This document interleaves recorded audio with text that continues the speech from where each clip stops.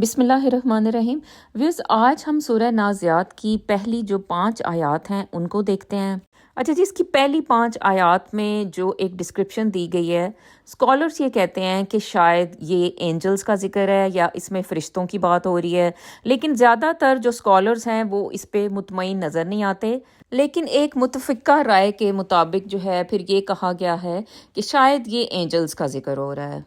اچھا جی، ان آیات پہ جو میری ایک عاجزانہ رائے ہے یا جو میرا انالیسز ہے کہ اس میں جو ہے وہ میڈیسن کی بات ہو رہی ہے۔ بیسیکلی جو ہماری باڈی کے ڈیفینس سیلز ہیں جنہیں آپ امیون سیلز کہتے ہو، تو ان کی 5 کیٹیگریز ہوتی ہیں، اور کیا ہی یہ خوبصورتی ہے قرآن کی کہ ان 5 آیات میں انہی 5 سیلز کے گروپس کا ذکر ہو رہا ہے۔ واو! اچھا جی، ان آیات کا ترجمہ سنتے ہیں اور پھر ان کو میں آپ کو ایکسپلین کرتی جاتی ہوں۔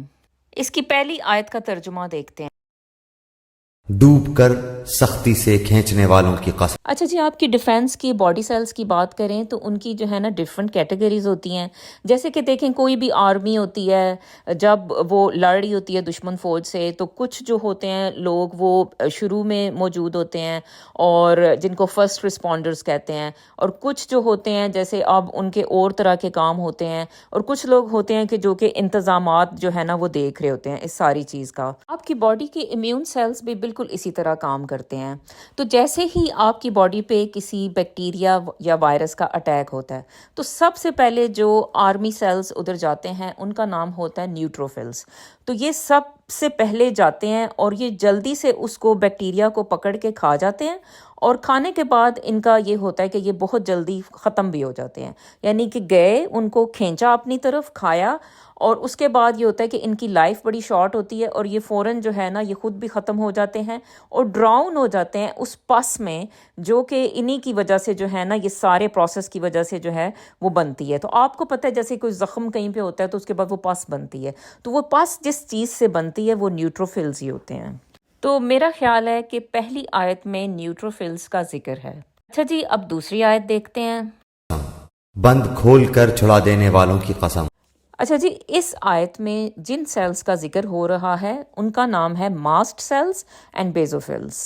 یہ سیلز جو ہیں اب کیا کرتے ہیں، جب بھی آپ دیکھیں کہ آپ کی باڈی کسی انفلیمیشن کے پروسیس میں چلی جاتی ہے یا کسی الرجن کو اٹیک کرتی ہے، تو یہ جو سیلز ہوتے ہیں یہ کیا کرتے ہیں کہ یہ ہسٹامین جو ہے نا، جو ایک باڈی میں ایک کیمیکل ہے، تو اس کو جو ہے ریلیز کرتے ہیں، یعنی کہ اس کو چھوڑتے ہیں، اور وہ ہسٹامین کیا کرتی ہے، وہ ہسٹامین جاتی ہے اور آپ کی جو باڈی کی جو بلڈ ویسلز ہوتی ہیں ان کو کھلا کر دیتی ہے، جسے آپ کہتے ہو ویزو ڈائلیشن۔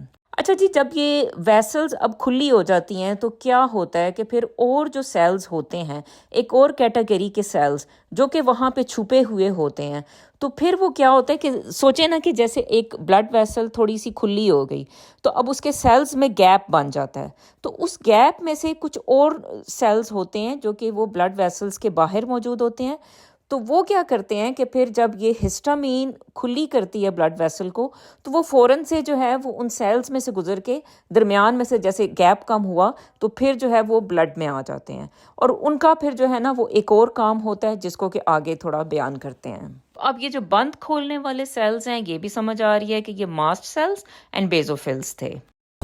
اور تیرنے پھرنے والوں کی قسم۔ اچھا جی، اب یہ کون سے سیلز ہیں جو کہ تیرتے تیرتے جو ہے وہ اس جگہ پہ پہنچ جاتے ہیں، تو یہ بھی بالکل زبردست ایکسپلینیشن ہے، کیونکہ اب جو ہے باری آ رہی ہے مونوسائٹس اینڈ میکروفیجز کی۔ وہی سیلز جو بلڈ ویسلز میں سے گزر کے تو وہ آئے تھے، تو ان کو آپ کہتے ہو میکروفیجز، اور یہ بڑے بڑے سے سیلز ہوتے ہیں جو کہ آپ کے بیکٹیریا وائرسز کو کھانے کے لیے جو ہے نا اس جگہ پہ پہنچ جاتے ہیں۔ اچھا جی، یہ آیت بھی انفلیمیٹری جو ریئیکشن ہوتا ہے یا جو رسپانس ہوتا ہے اس کے عین مطابق تھی۔ اب اس کے بعد ہم دیکھتے ہیں اگلی آیت۔ 4th کیٹیگری آف سیلز کا ذکر ہے۔ پھر دوڑ کر آگے بڑھنے والوں کی قسم۔ اچھا جی، اب ان میں کون سے سیلز کا ذکر ہے، یہ جو سیلز ہیں ان کا نام ہے سائٹوٹاکسک ٹی سیلز۔ سائٹوٹاکسک ٹی سیلز جو ہے نا وہ آگے آگے پیش رہتے ہیں، اور کوئی بھی سیل، چاہے وہ آپ کا اپنا باڈی کا سیل ہو جو کہ باغی ہو چکا ہو یا انفیکٹڈ ہو چکا ہو، یا کوئی وائرس بیکٹیریا آ چکا ہو آپ کی باڈی میں پھر رہا ہو، تو یہ سیلز کیا کرتے ہیں کہ اس کو فوراً پکڑ کے تو اس کو کلا کما کر دیتے ہیں۔ یہ آگے آگے پیش ہوتے ہیں۔ اچھا جی، اب اس سے اگلی آیت دیکھتے ہیں۔